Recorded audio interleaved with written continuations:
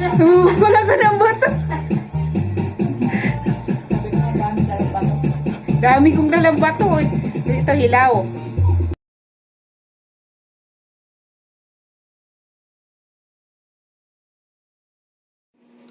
Yun, what's up guys? Ayan, for today's video and for today's vlog guys, ayan, nandito tayo magmumukbang. Magmumukbang tayo guys ng talaba. Ayan, ito po yung talaba na to na binuksan ko, is hilaw po ito. Ayan, ayan, kung mapapansin nyo is napakalaki ang taba niya guys. So, diba? Lalagyan ko lang siya ng kalamansi. Ayan, lagyan ko siya ng kalamansi. Then, pagkalagay ko ng kalamansi dyan is nilagyan ko pa siya ng pipino na galing sa kinilaw na isda. O, diba?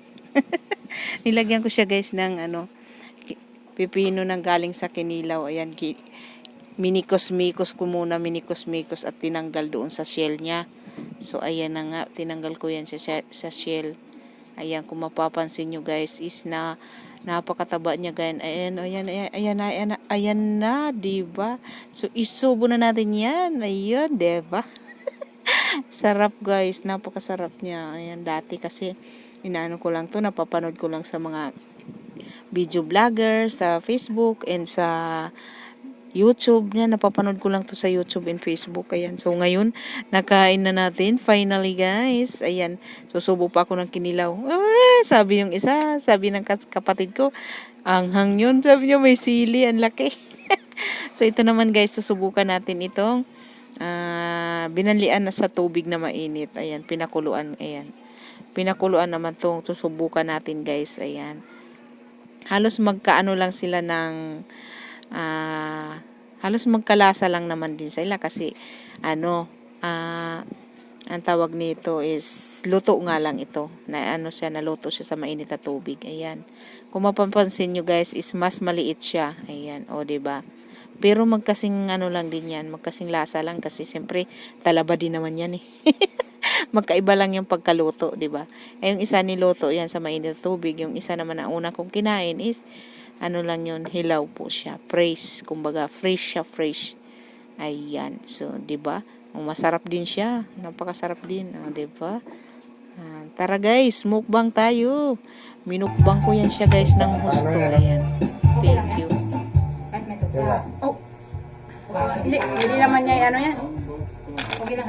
Pwede naman niya hindi lagyan. Ganyan. Sasalitain mo.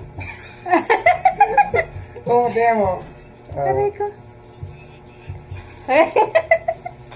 May nagagawa eh. Sino si JJ ba? Hindi. Yan ko lang tanong mo. Oo nga. Maano ka niyan, ang tawag nito, unoriginal content. Tigas? Ayoko na nang Ako nga may magtatanong. Mas masarap ang mas masarap yung hilaw kaysa sa nilaga ko. Oh my goodness. Matigas na yan eh, pag nilaga na. Ang hilaw pala, matigas na. Malinamnam. Ang hilaw. Tapos, tinan mo, lumiit na yung lumiit na ng gusto. Parang sa tahong nali. Pero pinakamasarap pa rin yung Dapat hindi mo yung Hindi nila- banli lang naman yan, hindi naman yun naman eh. banli lang naman yan. Yung kulo, di ba? Kulo. Kung mabuksan tong isa. Lagyan lang yan. Thank you for watching everyone. God bless us all.